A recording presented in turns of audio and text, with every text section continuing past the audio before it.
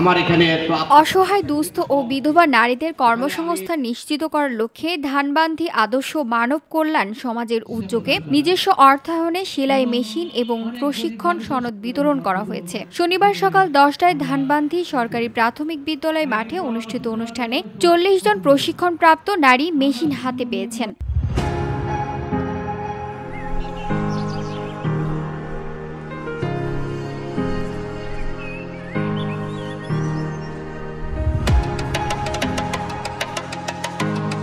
প্রতিষ্ঠাতা সভাপতি হাজী আব্দুস সাত্তার অনুষ্ঠানে বলেন, আমার জীবনের লক্ষ্য মানুষের কল্যাণে কাজ করা। আজ যে সব নারীর হাতে আমরা সেলাই মেশিন তুলে দিচ্ছি তারা যেন নিজের পরিবারকে সমৃদ্ধ করতে পারে, সন্তানদের পড়াশোনা চালিয়ে নিতে পারে, এটাই আমার কামনা। অনেক ধরনের প্রকল্প নিতে পারে এবং এই প্রকল্পের মাধ্যমে এলাকায় সিরাজগঞ্জ জেলা অথবা সারা বাংলাদেশ ব্যাপী একটা সুন্দর একটা সমাজ ব্যবস্থা গড়ে তুলতে পারে। আরো বিশেষ করে ওনার সাথে যে আমি বসেছি, কথা বলেছি, ওনার আরও ভবিষ্যতে আরও বড় বড় পরিকল্পনা আছে। ওনার একটা ইতিমখানা আছে যেখানে 30 জন ছেলে একদম বিনামূল্যে মাদ্রাসা, ইতিমখানা এবং মাদ্রাসা বিনামূল্যে খাবার, বাসস্থান, চিকিৎসা এবং বস্ত্র সব কিছু পেয়ে তারা লেখাপড়া করছে।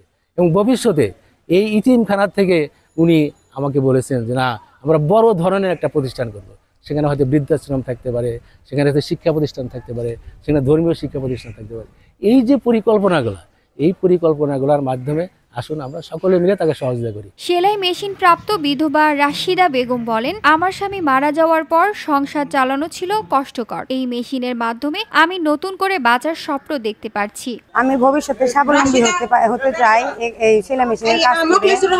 আর ওনার হাজী সাহেব, ওনার জন্য ওনার মাধ্যমে আমরা এই সেলাই মেশিনটা পেলাম। অন্য প্রশিক্ষণ প্রাপ্ত সান্তানা খাতুন বলেন, ঘরে বসেই সেলাই করে পড়াশোনার খরচ চালানো সম্ভব হবে। আমাদের জন্য এই সহযোগিতা সত্যিই আশীর্বাদ। অনুষ্ঠানে সিরাজগঞ্জ প্রেস ক্লাব, স্থানীয় কলেজ ও রাজনৈতিক নেতৃবৃন্দুর সহ এলাকার বিশিষ্ট ব্যক্তিরা উপস্থিত ছিলেন। অনুষ্ঠানটি সঞ্চালনা করেন ধানবান্ধি আদর্শ মানব কল্যাণ সমাজের সাধারণ সম্পাদক মাসুদ রানা। মেশিন হাতে নিয়ে উপকারভোগীরা উচ্ছ্বাস প্রকাশ করেন এবং হাজী আব্দুস সাত্তারের দীর্ঘায়ু কামনা করে দোয়া করেন।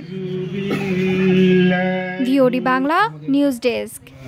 শ্রদ্ধাভাজন মুরব্বী মোহাম্মদ